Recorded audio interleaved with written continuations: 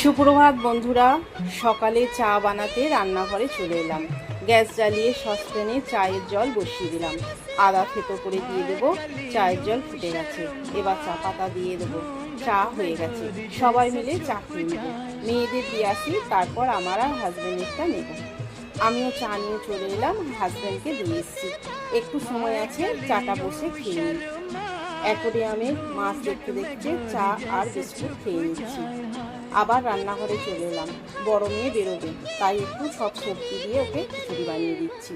আমাদের রান্নাটা দুপুরের পরে করব। খিচুড়ি হয়ে গেছে, মেয়েকে দিয়ে দিই। দুপুরে রান্না করব খারকুল পাতা বাটা।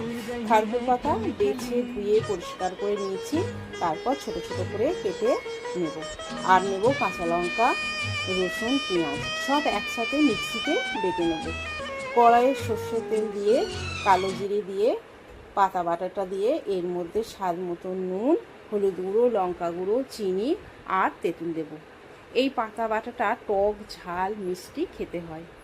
এবার এইটা মিডিয়াম আঁচে অনবরত নাড়তে থাকবো। আজকে লাঞ্চে বানালাম মাছের ডিমের বড়া, পটল আলুর তরকারি, খারকুল পাতা বাটা। হয়ে গেছে খারকুল পাতা বাটা। এই রেসিপিটা আমার মায়ের থেকে শেখা। চলুন লাঞ্চের থালিটা রেডি করে নিই।